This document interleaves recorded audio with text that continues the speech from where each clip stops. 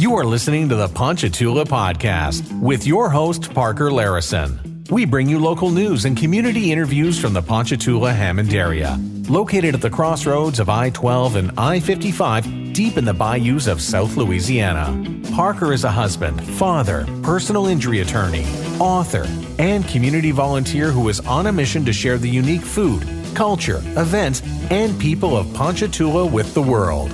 And here's your host, Parker Larison. I've always loved baseball. As a kid, I loved to play baseball on the many wonderful parks that Ponchatoula has to offer.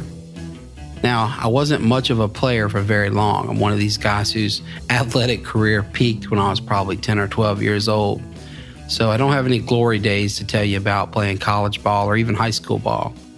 But I can tell you that I love to play that game, and that love, at least as a fan, has stuck with me through 40 plus years. As an adult, I love to watch baseball in October. I'm a lifelong Yankees fan. And I know folks will say, oh, that makes you a bandwagon fan because they won so much. But when I was a kid, the 1980s, it was a drought. The Yankees had not won in many years. So I really had to endure some tough years as a fan before that 1990s dynasty came along when I was in college and they turned things back around. But anyway, I always think about baseball this time of year in October because, of course, the Fall Classic is right around the corner, the World Series. Thankfully, my Yankees are still in the hunt as I've recorded this episode. They are in a 1-1 game showdown with the Red Sox in a series that I hope they'll prevail in.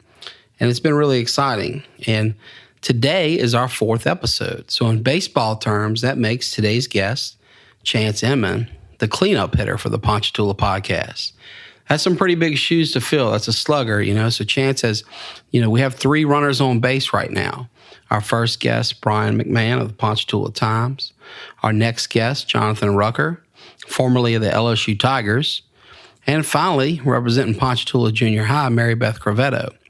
So I feel like those interviews all went well. Those guests did a great job. They really shared their stories, and it was well worth the listening. So I can tell you that Chance is going to deliver here. He's got a grand slam performance. He's going to tell you about Jani-King, which is his family business, and about the incredible growth that company has seen since his father took it over and Chance has been involved in the leadership, and about how they've decided to stay here in Ponchatoula, even though they've had offers for greener pastures elsewhere. So I'm really happy with this interview. One, because I feel like it delivers on the promise of showing you how businesses can succeed here in Ponchatoula with the right mindset. And 2, because Chance is a lifelong friend of mine. He's a great guy. We go way back. Speaking of baseball, I don't know how long it's been now, maybe 10 years ago, 8 years ago. Sometime back, certainly before I was a father or even a husband, Chance and I decided to take our dads up to Chicago to watch the Yankees play in Wrigley Field against the Cubs for Father's Day. And that remains one of my favorite trips I've ever taken. Chance and Tom Enmon, they're rooting for the Cubbies. My dad and I are rooting for the Yankees. And we just had a wonderful time. We've traveled all over. Chance was kind enough to bring me to the Super Bowl on their company plane back when the Saints won. That will always remain one of my favorite experiences. And that plane is now sitting in the bottom of the Gulf of Mexico. Thank God it didn't crash on our trip, but it did not make it back to the runway on one. That's an exciting story for another day. So, this is a good interview. I hope you'll like it. I know you'll like Chance. He's just a really good guy. He talks not only about how they've succeeded in business and what his family's up to and the fun they have and the reasons they love Ponchatoula, but he also includes in this interview a call to action to improve our schools. Now, if you know Chance, you know he's a conservative Republican. He's very fiscally conservative. He's not a big tax and spend guy, but he thinks it's important that we spend more to improve our schools here in Tangipahoa. He mentioned how St. Tammany is doing so much better than us in their schools, and now Livingston Parish is doing much better too. So I got to say, I agree with Chance. Our schools need our support. It is the best investment that you can make. I don't like paying taxes any more than the next guy. But whether you have kids or not, having good schools is good for our community. It will help our businesses thrive. It'll help people stay out of jail. It'll help us in many, many ways. It's just the best investment that we can make. So I thought it was neat that Chance brought that up. It's not what we intended with this interview. This is not a political podcast, so nobody sought that out. But in a real moment, he talks about that. And I think he gives a pretty compelling case for why we should do that. So I hope you enjoy this interview, and I hope you enjoy Parker's pick for today, as well as the taste of Tangy. And with no further ado, I'll bring you our next guest, Chance Enmon. All right, we are back at the Ponchatoula podcast with our 4th episode, and I'm very excited about our guest today. Batting cleanup for the Ponchatoula podcast here in October is my very good friend, Chance Enmon. Chance, why don't you tell our listeners a little bit about yourself? Well, my name is Chance Enmon. I'm executive of Jani-King Gulf Coast. I was born and raised in Ponchatoula. I live right here in downtown Ponchatoula on 5th Street, and I work at our corporate office here in Ponchatoula. You've been a great friend to me over the years, so I know that you lived most of your childhood here in Ponchatoula, and we'll get into that in a minute. You also moved away with your family for a while, Chicago, I believe it was. But you've been a very successful business executive once we become adults here. And it occurs to me that your business covers the entire Gulf Coast region of the United States, and you've traveled all over the world for your business. You could live anywhere in the world, Chance. Why did you choose to come back to Ponchatoula and make a family here? Probably the same reason that my dad wanted to come back to Ponchatoula after we moved to Chicago when I was little. We loved the town. We loved the community. It's a great place to set in your roots, raise a family, and we really enjoyed it here. Okay. And you now have a family. You have a couple boys of your own. Is that right?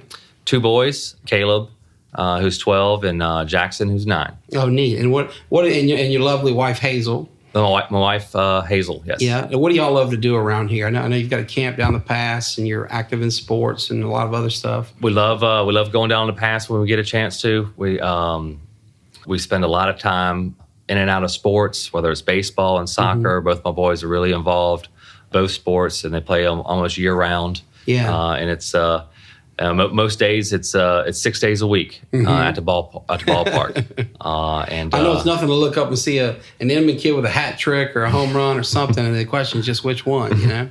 We really enjoy it. Both it's with soccer, we get to travel around. We go to New Orleans. I was in New Orleans this weekend. We're in Lafayette last weekend. Mm-hmm. So it's nonstop. It's go, go, go. They're at that great age where you really got to enjoy them, because before you know it, they'll be out the house. Yeah, my boys are younger than yours, as you know, but even though Luke's not yet 3, I'm noticing they don't stay babies long. And boy, it happens overnight. Don't blink. It absolutely does. Speaking of don't blink, it seems like you and I were kids running around this town not long ago. Our fathers go way back. In fact, we always love to joke about your dad being one of my dad's first ever campaign supporters and how that was a pretty brave endeavor back then. So the Enmons have been good friends of the Larisons for a long time. As I recall, you grew up and had, kind of a posse out there in the River Ranch subdivision, right? We did. Was that a fun place to live and grow up? It was a great place to live and grow up. It was a great neighborhood, great friends. Some people I still talk to today. Yeah. But it was an awesome experience growing up where we did. Yeah, I used to love to visit you guys out there. It was a lot of fun. Well, tell us this. Let's talk about your career at Jani-King. First, tell us about, what the business is, what you do, and kind of how you go about that. Well, I started my Jani-King career in 2000. I came in and started in telemarketing. Mm-hmm. And back 18 years ago, our telemarketers, we had card boxes. We would call out of card boxes. Old school. You have your monthly set up, and you take your month and you separate it by days, and you make your calls. Mm-hmm. And when you run out of things to call, you get out the phone book and start at A and work your way down. Yeah. You're dating yourself just by the fact that there was a phone book when you started. Well, very quickly, we were in that technology era, mm-hmm. And I had a pretty good computer background from college and high school. So we got a computer and we got this system called Goldmine. Mm-hmm. Well, we had one computer. Whole company? Matter of fact, in all of Jani-King, there were 6 computers Oh, my goodness. in all of Jani-King. And at the time, we probably had 30 employees. Oh, wow. So out of 30 employees, only 6 of them had computers. I had one. So at first, I put all the sales leads in a database, and I would print out sales leads for all the telemarketers. Yeah. And I got my first promotion. I went from telemarketer to marketing database manager. Oh, wow. So I managed the database literally manually. I'd print out all the leads for the 12 telemarketers. Yeah. They would make their notes on it. They would turn it back into me at 3 o'clock. And then from 3 o'clock till whenever I got done, I would enter 800 to 1,200 notes. Holy moly. You must type really fast. I learned shorthand really fast. Wow. But go ahead. I'm sorry. I didn't mean to cut stop. But then we able to talk Tom into Tom Enmon to make a technology investment, and by the end of 2000, we made an investment at $250,000. Which, holy moly! Which from 6 computers to $250,000. $250,000 investment, servers, computers. We tied all the offices in together. It was a pretty big investment back then. Yeah. But we got everybody on a computer, and it allowed everybody to work a lot more efficiently. Right. Now, that must have been a job, telemarketing, the place you started, that really hardened you, because I'm sure that you had a ton of rejection in that job, right? What's a typical day like for a telemarketer? Well, you're gonna make your calls. You know, you're gonna make about 100 calls a day, and you're gonna get 2 yeses. Oh, wow. So you've got to call all 100 to get there, but you got to endure 98 no's. 98 wow. no's. That's why, I think of that. If I lost even half of my cases, I would just be dejected and probably run out of town, tarred and feathered. So to think about, as you know, I'm a big baseball fan, as are you, and we'll maybe talk about that in a bit, and a fun trip that we took to Chicago. Folks, some of you may know I'm a big Yankees fan. I think I've mentioned that in prior episodes, but Chance is a big-time Cubs fan. In baseball, you could be a Hall of Famer if you go 3 out of 10. But wow, 2 out of 100 is the telemarketer standard. That's tough. But that was probably strategic by your dad. You mentioned Tom Enmon, and for our listeners, your father, Tom Enmon, is the founder of the company, the Gulf Coast Region, and the longtime CEO. He probably started you there to see whether you could take that kind of rejection. I mean, am I wrong, or was that strategic, or was it just the only opening that was there? Well, that's not your typical heir to the throne, oldest child kind of job that you see in business. Well, if you know Tom, he's not going to give you anything, and he made me work my way up. I started in telemarketing, then I went to accounting and both accounts receivable and accounts payable for a little over a year. I did customer service and operations for over a year. I was in sales for a year. I came back to Ponchatoula probably about 5 or 6 years into my Jani-King career and started working with our regional offices and helping train and hire operations people. And then I was a regional director of a city. I moved to Hattiesburg. Okay. And I was there for a year during Katrina. And then I came back here where I started hiring regional directors and training regional directors. And I did that for almost 8 years on the road and traveling from Pensacola to Shreveport to Montgomery. Pretty much every week, I'd leave the house at 4 or 5 o'clock in the morning, and I'd be back 5 or 6 o'clock on Friday. Wow. I'll be right back with the rest of our interview in just a moment. You know how car crash victims struggle to pay for the medical care they need? Well, at the Parker Larison Law Firm, we help busy families recover after car accidents so that they can rest easy, pay their medical expenses without worry, and move forward with their lives. We do this by sharing our free accident handbook, battling Goliath insurance companies, and treating our clients like family. Our clients say we help them save time and recover the money they deserve so that they can focus on getting well and living normal lives again. If you were injured in a car, truck, or motorcycle accident, give us a call now, 985-467-9525. So by the time you elevate to a COO or president of the company, you really know every nook and cranny of the operation because you kind of worked it near and far, both physical locations and also different subject matters of the company. Well, that was Tom's plan, to make sure that I could do every job that we had. And there's not one job in the company that I'm unable to have a conversation about, that I'm not unable to perform. Right. And that was his goal all along, was to make sure he had somebody who could do all that. And he's a self-made man who pulled Yes. himself up by the bootstraps, right? Yes, he was. He started with Jani-King in 1982. He was hired on as a regional director of New Orleans. And within 2 years, he was asked to go open the office in Chicago. Mm-hmm. And he ended up really opening up most of all the offices east of the Mississippi. So I believe there's about 30 offices east of the Mississippi, and he's had a hand in either physically opening them all, training the people that opened them, or having his own people that worked for him buy and open cities too.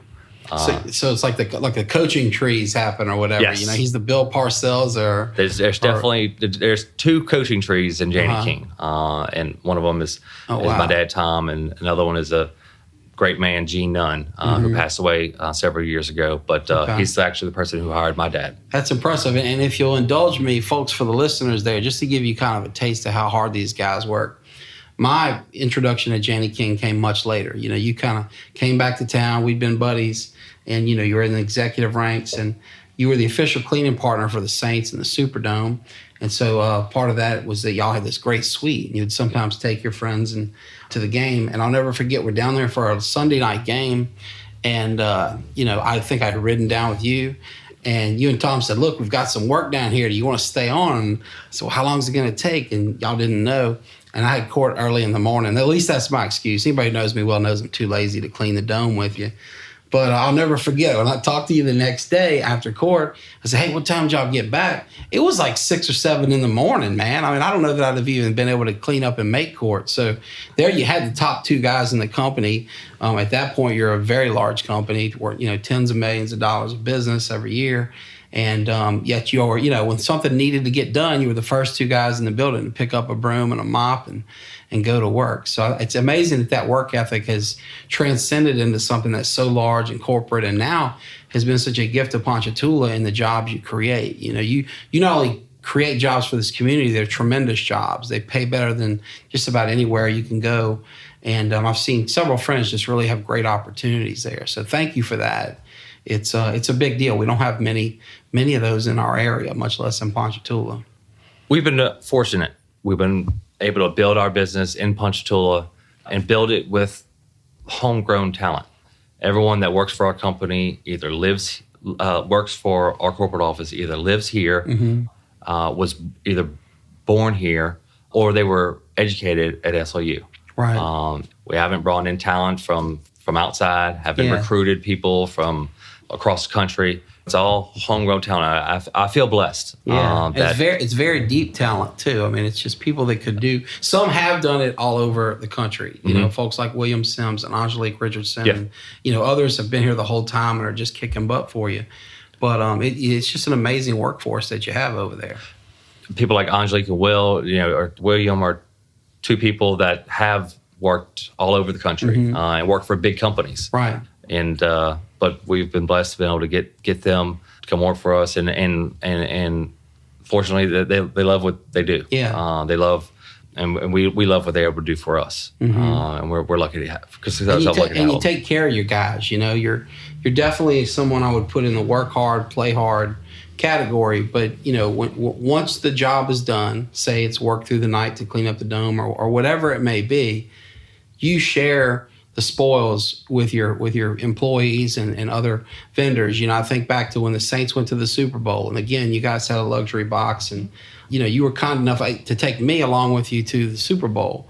And what I noticed was everybody else in the plane that was with you worked for you. I mean, we had fun, everybody's buddies, but you're just rewarding your team for a job well done, because you recognize that the guys that helped you get that big job and have the money to do that were your team. And I always admire that about you. It's something that I hope to copy from you and Tom. What have been the biggest challenges that you found over the years from Jani-King? Either ones you've seen your father face when he was running the company, or that you've taken on yourself as you've joined him in the leadership of the company? What do you think are the biggest challenges, both for Jani-King and just for, the business world in general? Our biggest struggle is getting people to understand the difference between, quality and price. We strive to deliver a better product than our competition, and we do that with our franchisees. Our franchisees are vested business owners. They're in business for themselves, but not by themselves. Right. They're supported and backed by us. But these are small business owners, most of them, who are trying to build a successful business, and we're here to help them. And they do deliver better quality for sure than most. 99.9% of our customers, have no issues with our service. We did a study the other day. We have an average of our 3,500 customers across the Gulf Coast that we service over 50 million square feet every night. And we average one complaint a day. Yeah. I should have brought it with me, but I have some more stats on that when you run it out. Well, let me help you here, at least anecdotally. This isn't a stat, but I want to throw this out there. You guys clean my office, and you do a wonderful job. We're very happy with it. Your team's always professional. Sometimes it's a challenge to get everything clean because we're here while you're cleaning, running around like chickens with our heads cut off to meet deadlines and take care of clients. And anyway, I want to thank you for that, and I want to let our listeners know this isn't just you touting your business. I've seen it with my own two eyes here in my business and in other places around the area that you've cleaned. Y'all do great work. If you don't mind, I'd like to backtrack a little bit just so that it's clear to our listeners, because this is something you and I know well about your business, but I'm not sure that average Joe understands that Jani-King is both a company that provides cleaning services, which is obviously the core mission to the end consumer, someone like me who needs their office cleaned, but you're also a franchise company that is creating entrepreneur opportunities for people. So why don't you tell folks about the second part of that may be less obvious to us? If someone was interested in becoming a Jani-King franchisee, what's that all about? Well, what we do is we've perfected a model and have policies, procedures, and operations standards that we've written over the last 50 years. Jani-King will be 50 years old next year. And they started in 1969. They started franchise in 1974. Basically, it was two partners. Okay. And the way they started, one of the founders would go out and sign the business and build the customers and collect the money and handle customer service. And the other partner would take care of everything at night, manage the customers, manage the employees, make sure everything was done. And that's how it started. It was two gentlemen. One did the day stuff and one did the night stuff. And then 5 years later, they started franchising that model, and that's still the model today. We're looking for anyone who wants to be successful in this business, anyone who wants to come in and have a recognized brand that's known worldwide and very recognized here on the Gulf Coast. Yeah, I consider Jani-King Gulf Coast, and many people consider Jani-King Gulf Coast the top of the Jani-King food chain. Well, I've heard it referred to as the Gold Coast throughout the company and nationally. So you guys must be doing well to give a nickname like that. Well, we do it by focusing on our franchisees. They're our number one customer. All of our client customers, they're very important to us. Sure. But if we know that if we help our franchise owners reach the success that they are looking for, we're going to be successful too. Right. The more franchise owners that we can get to reach, the bigger and better that we're going to be. Yeah. And we pride ourselves on that. Well, I had the benefit one year of going with you to your convention in New Orleans and seeing those success stories in your franchisees and seeing how much success they had created. I mean, there were people building small fortunes through their companies and just doing great things. Some cleaning giant places like the Superdome, some finding a niche and just being, the best at cleaning a certain type of restaurant or school or airport or whatever. It's pretty neat to watch because you've seen folks just really have their dreams come true through hard work and a really smart plan. The great thing about being a franchise is you can be as big or as small as you want to do. You can do you can clean do all the services yourself, or you can have hundreds of employees. Yeah. There's nothing to stop you from doing either. And we never know who wants to do hundreds of thousands of dollars a month in business, or who just wants this to be part-time. We have a lot of people that do this on the back end of their career. And it's something, you have people that retire at 56 years old, and, they want to have a business and security in life. Well, as your business has grown over the years through the phenomenal success of your father and you and the rest of your family and team, I'm certain that other areas, bigger, more prosperous areas than Ponchatoula, have wanted you to relocate there. We live in a world where, sadly, New Orleans has seen most of its major businesses move up the road. The oil field to Houston, now Smoothie King going to Texas is the latest one that's made the headlines. But, I'm sure the strawberries aren't what's keeping you around. Why have you and Tom and the rest of the team made a concerted effort to keep Jani-King here in Ponchatoula? Well, Ponchatoula has been good to us. Tom made a decision 17 years ago to move our corporate office from New Orleans to Ponchatoula, and it's one of the best decisions we ever made. Yeah. We have plans to start on our new building on I-55 probably within the next 6 months. Knock on some wood. It'll be before that. Sure. But we plan on being in the building in 2020. And that's that beautiful piece of property with all the oak trees just north of the interstate exit. That is right. One with all the piles of dirt. we got the dirt. Yeah. There's a funny story there, I hear. Tom found a deal on some dirt one day, huh? He hustled it. He just happened to be, I forget which road he was on. I think he was on Weinberger Road. He was going to look at some property, and he was at a stop sign, and a dump truck went past, and then another dump truck went past, and he's like, where are these guys going? So he's going to see where they're going, and they're going to dump off dirt somewhere down the road, and he followed them to where they were going to get the dirt from. They ended up being, the dirt was coming from the airport in Hammond. Okay. When they were digging or fixing the runway. Yeah. We need a lot more dirt, so we wish we would have got them, because they were just giving out dirt. Yeah. They just needed somewhere to go somewhere. To get rid of it. Yeah. You didn't have to pay for it. Yeah. Well, so I just love the visual. Anyone who knows Tom Enmon knows he's always dressed to the nines. He's got great threads, and I can see him out there in the finest shoes you can get, and his tie, and cuffs and everything, and stepping in through the dirt work. He'll do anything to help the business succeed. That's amazing.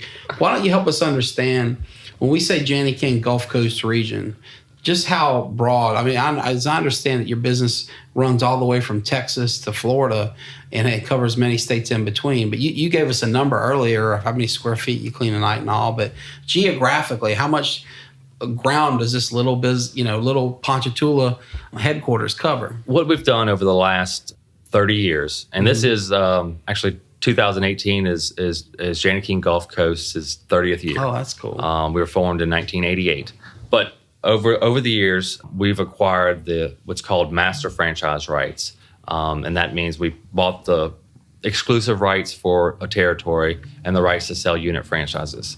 And we bought the master franchise rights. We started in New Orleans, but now we own everything from Texarkana to Tallahassee. Oh, wow. From Columbus, Georgia, all the way to the Texas state line, past Lake Charles. Today, we have 11 regional offices, and a regional office is a support center for franchises. Okay. They give administrative support, operational support, sales support, and management support. Those offices have a regional director, secretary, sales teams, operations teams, and then we also have our corporate office here in Ponchatoula. We have over 100 full-time employees that work directly for us. Oh, wow. We have 470 franchise owners, and they employ between 3,000 and 4,000 people every night. Wow, that's just amazing to have all that headquartered here in Ponchatoula. What do you think's been the secret to your company's amazing growth all these years?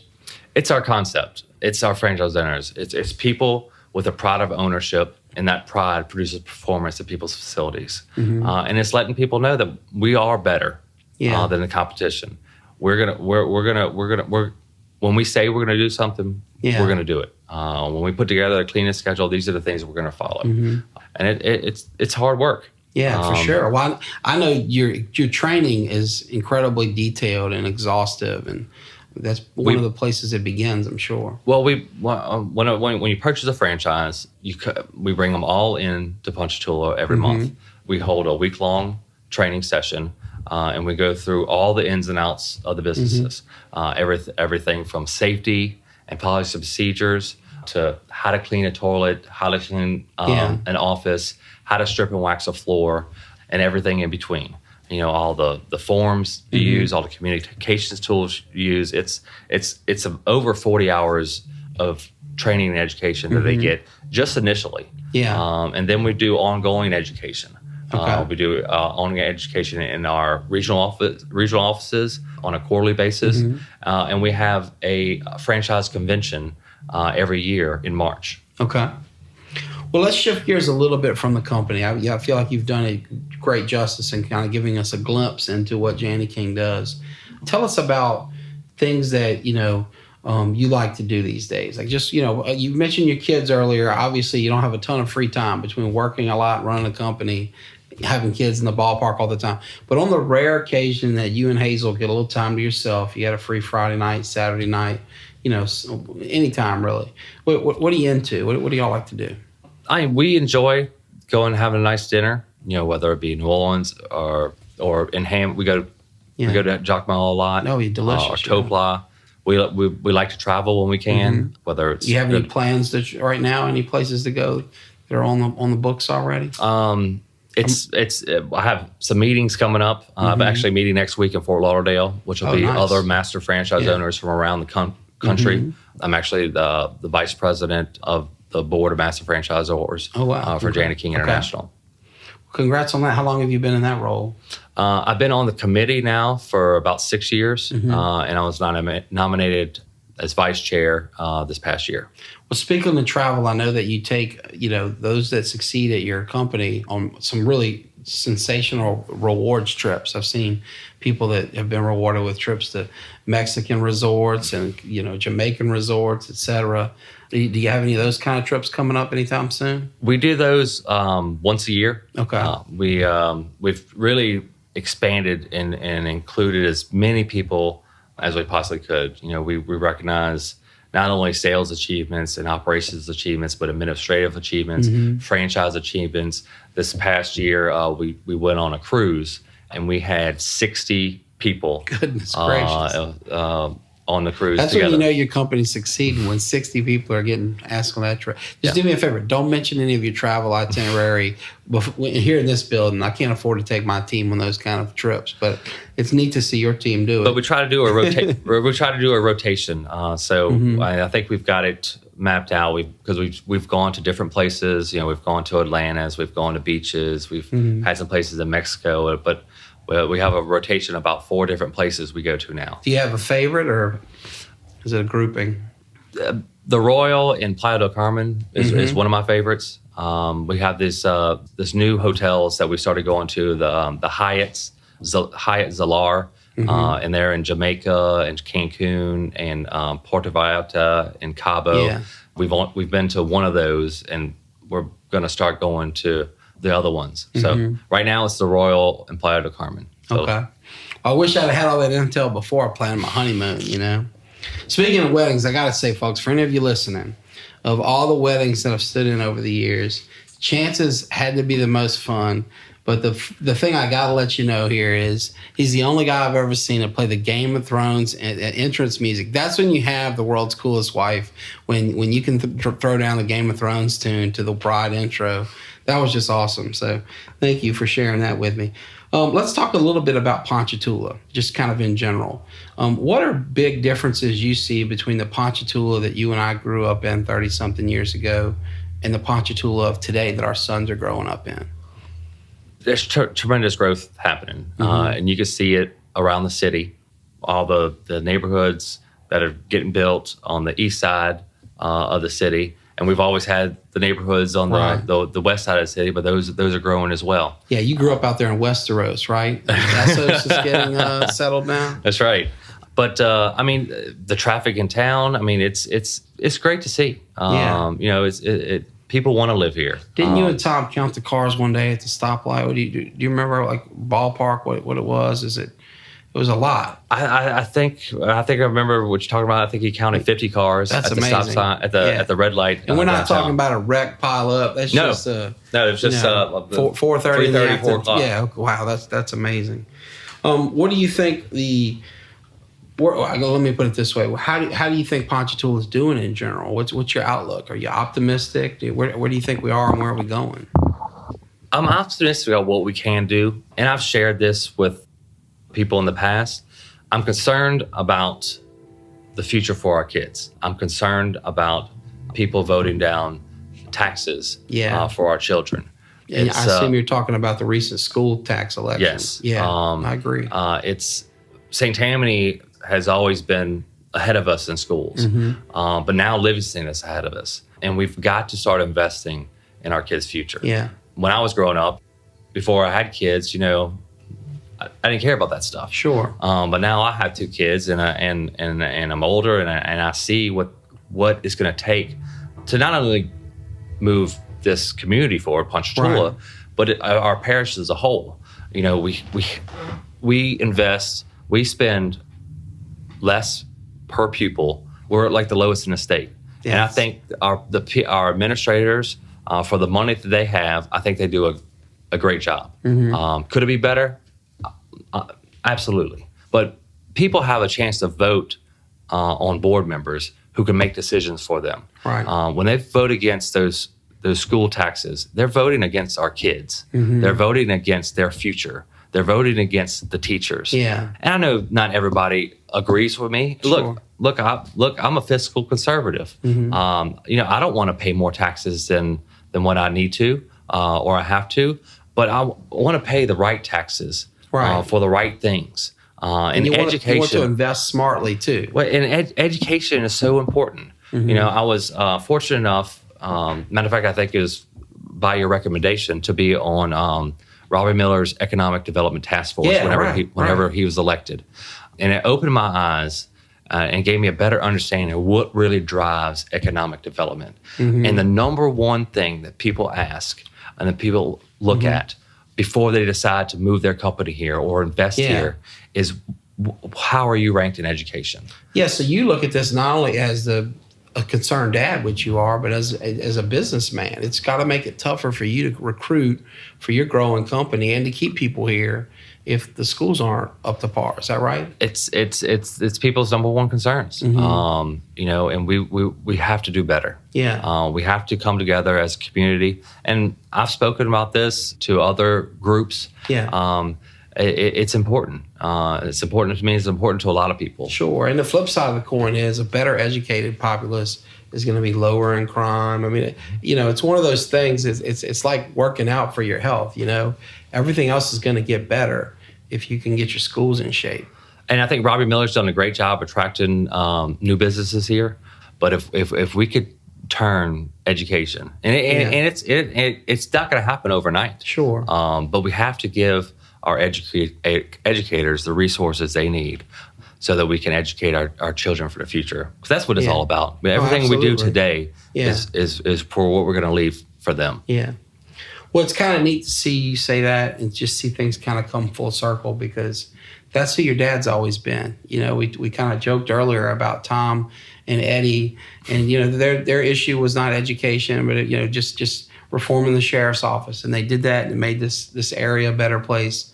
Now the issue appears to be we need better schools. We need to give the teachers the resources to do that. And I admire you for taking that stance, because you could just sit back, run your business, do nothing, and say nothing. And quite frankly, life would be easier. Nobody would check back at you on it, and you'd save a lot of time and whatnot. So I thank you for stepping up and serving on that economic committee, being outspoken on this, caring about the kids. What else should people know about you beyond what we've talked about, your career, your family, your business, your views on education? I like to play golf in my spare time. Yeah. How are you hitting them these days? Long and straight, or are you going to tell me the truth? Well, I've set some goals for myself, and everybody that works for my company, knows this.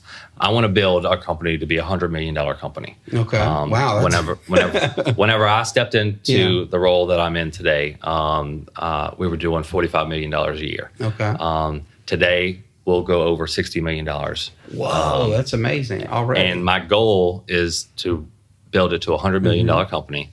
And when I get done with that, I'm going to hand it over to somebody else, and I'm going to walk around handicap. What's your time frame? When you give yourself such an incredibly large and ambitious goal, but you've also, you've already come so far, what kind of timeline do you give yourself for something like that? I'm interested.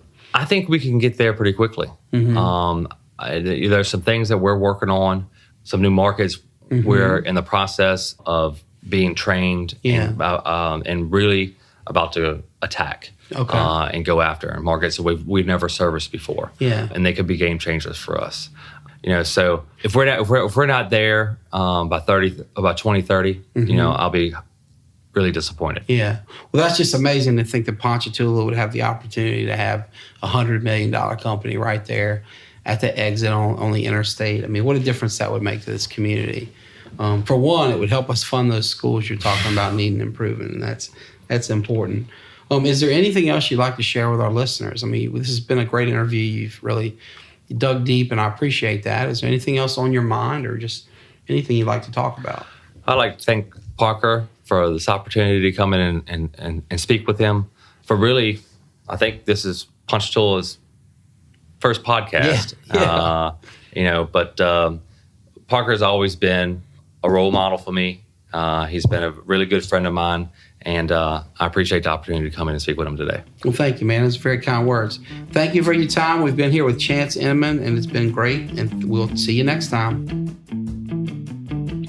We're back with Taste of Tangi. That's the section of our podcast where we talk about some of the great things to eat here in the Ponchatoula area. Today, we're going to take a trip right up the road to Hammond and talk about Salty Joe's Barbecue. You probably know Ponchatoula, Hammond. This area has not traditionally been known for barbecue. With the exception of the Smoke and Blues and Barbecue Festival, where you can get great barbecue in Hammond one weekend a year, there hasn't been a ton of great barbecue available to buy in restaurants or otherwise over the years. But that all changed when Saul Rubio decided to bring Salty Joe's to Hammond. So it's really easy to get to from Ponchatoula because it's on Range Road. And, that's 5th Street. So if you pass by my office at the corner of 5th and Hickory, you're only a few miles away from the restaurant. You don't even have to turn. You just head on up over the overpass. 5th Street will become Range Road, and Salty Joe's will be there on your right. And you're going to be treated to some delicious flavors. They've got a pecan wood smoker. They slow cook a ton of great meats. I love their chicken, which is just wonderful. They serve you a whole half a chicken when you order it, so be hungry when you go. Their brisket's delicious. Their wings are good. Just all kinds of great stuff. Ribs, all your traditional barbecue victuals, along with some other good stuff like pork belly. Their sides are really good. You can get some stuff you don't see every day in the Tangipahoa Parish area, like street corn, as well as some things you see everywhere around here, like boudin balls and wings. But they've got a large menu. One of the things I love that's not barbecue, but it's just awesome, is their Cuban sandwich. Salty Joe's is just great. But beyond the delicious food, which I've been focused on so far, is one of the more amazing, eclectic atmospheres you're going to find. They've got literally a school bus bar, which is just really neat. You can sit up there and swing in your seat at the side of a bus and get a delicious cocktail while you do. They've got a streetcar or trolley that kids can run in and out of. It's just really fun. Indoor seating, outdoor seating, colors and music and fun in every direction. Giant parking lot, so you never have to worry about parking on the street. It's just a really fun experience. So check out Salty Joe's Barbecue in Hammond, and that's our latest Taste of Tangi. This is Parker's Pick. That's the section of the podcast where I recommend a local business, product, or service. Today is an easy recommendation because this is a place that I've used for well over a decade and been satisfied, I think 100% of the time. I really can't remember any experience that's been less than wonderful at Florida Parish's Bank. Now, I'm going to recommend specifically the Ponchatoula branch of Florida Parish's Bank. It's located at the corner of Highway 51, also known as Veterans, and Barringer Drive, right here in Ponchatoula. Now, there are a ton of people that take great care of me at Florida Parish's Bank because it's a class act, top to bottom. I don't want to leave anybody out, so I'm not going to name them all, but I do want to throw out special kudos to Brian Steib and Brenda Wolf. These are two bankers that have taken great care of me. They take care of my family. Brandy and I love banking there. They do a great job for us.